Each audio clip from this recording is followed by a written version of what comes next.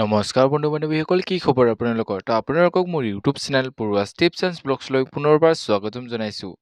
তো বন্ধু-বান্ধৱীসকল, আপোনালোকে হয়তো ভিডিঅ'ৰ থাম্বনেইল আৰু টাইটেল চাই গমেই পাইছে যে কোনটো টপিকৰ ওপৰত আজি ভিডিঅ'টো বনাবলৈ লৈছোঁ। তো যিহেতু মোক বহু বন্ধু-বান্ধৱীয়ে সুধি আছিলে যে আছাম পুলিচৰ যি জেইল ৱাৰ্ডাৰৰ এই ভেকেঞ্চিখিনি ওলাইছে, এই ভেকেঞ্চিখিনিৰ ৰিক্ৰুটমেণ্ট প্ৰচেছটো কেনেকুৱা ধৰণৰ হয়, ইয়াতে ইমান বেছি কাট অফ কিয় যায়, তো সকলো ডিটেইলছ সহকাৰে আপোনালোকক এই ভিডিঅ'টোৰ যোগেদি জনাম। তো চাই যাওক ভিডিঅ'টো লাষ্টলৈকে। তো এইখিনিতে যদিহে আপোনালোকে আমাৰ চেনেলটোলৈ প্ৰথমবাৰৰ বাবে আহিছে, তেনেহ'লে চেনেলটো ছাবস্ক্ৰাইব কৰিব আৰু কাষতে থকা বেল আইকনটো অলপ প্ৰেছ কৰিব, যাতে আমি দিয়া এনেকুৱা জব ইনফৰমেশ্যন ভিডিঅ' আপোনালোকে প্ৰথমতে পাব পাৰে। তো বলক আজি ভিডিঅ'টো আৰম্ভ কৰোঁ।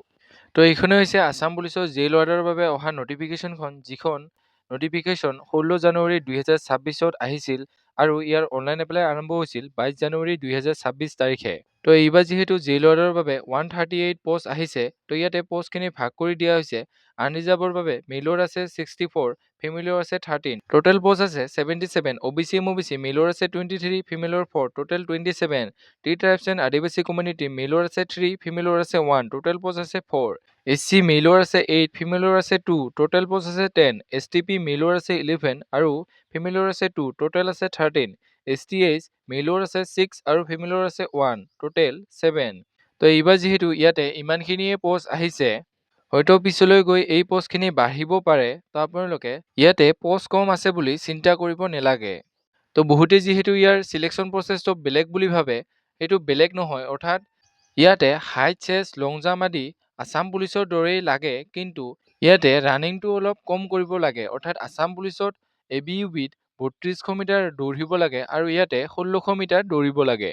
তো যিসকলে ইণ্ডিয়ান আৰ্মি বা TA আৰ্মিৰ বাবে প্ৰেক্টিছ কৰি আছে, তো তেওঁলোকে ইয়াতে ভাল এটা নাম্বাৰ আনিব পাৰিব। তো ইয়াৰ ফিজিকেল এফিচিয়েঞ্চি টেষ্টত মেলৰ বাবে থাকিব দুটা ইভেণ্ট আৰু দুয়োটাতে 20-20 মাৰ্ককৈ থাকিব আৰু টোটেল মাৰ্ক থাকিব 40। তো ইয়াতে মেইলসকলৰ 1600 মিটাৰ ৰেষ্টৰ এক্সেলেণ্ট মাৰ্ক থাকিব 20 আৰু ইয়াৰ টাইমিং থাকিব 5 মিনিট আৰু ইয়াতে পাছিং মাৰ্ক থাকিব 7.5 মিনিট। যিটোত পাছ কৰিলে আপোনালোকে পাছ কৰা আৰু নকৰা দুয়োটাই একে কথা হ'ব। লং জাম্প আপোনালোকৰ আছাম পুলিচৰ ABUBৰ দৰেই 16.5 ফুট মাৰিলে এক্সেলেণ্ট আৰু 10 ফুট 9 ইঞ্চি বা 11 ফুট জঁপিয়ালে আপোনালোকে পাছ হ'ব।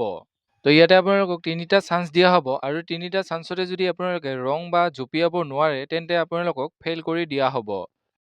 তো ইয়াতে ছোৱালীসকলৰ বাবে ছেইমে দুটা ইভেণ্ট থাকে আৰু দুয়োটাতে 20-20 মাৰ্ককৈ থাকে।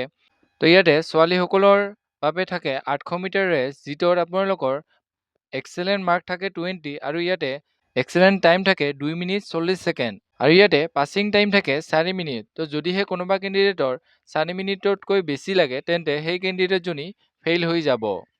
লং জাম্পটো আছাম পুলিচৰ ABUBৰ দৰে ছেইমে হয়। অৰ্থাৎ 12 ফুট জঁপিয়ালে এক্সেলেণ্ট অৰ্থাৎ 20 মাৰ্ক পাব আৰু 8 ফুট জঁপিয়ালে কোৱালিফাই হ'ব। তো ইয়াতে ছোৱালীসকলৰ বাবে ছেইমে হয়, 3টা চান্স দিয়া হ'ব আৰু যদিহে 3টা চান্সতে ৰং বা জঁপিয়াব নোৱাৰে, তেন্তে কেণ্ডিডেটজনীক ফেইল কৰাই দিয়া হ'ব। তো বন্ধু-বান্ধৱীসকল, আপোনালোকে হয়তো এতিয়া গম পালে যে ইয়াতে কাট অফ ইমান বেছি যায় কিয়। অৰ্থাৎ আপোনালোকে হয়তো ভাবিছিলে যে আছাম পুলিচৰ ABUBত 32 বা 30 কাট অফ যায় আৰু ইয়াতে জেইল ৱাৰ্ডাৰত 36-35 কেনেকৈ কাট অফ যায়। তো আছাম পুলিচ জেইল ৱাৰ্ডাৰত কাট অফ বেছি যোৱাৰ এইটো এটা কাৰণ, কিয়নো আছাম পুলিচৰ ABUBৰ দৰে ইয়াতে মেইলসকলক 3200 মিটাৰ আৰু ফিমেলসকলক 1600 মিটাৰ দৌৰিব নালাগে।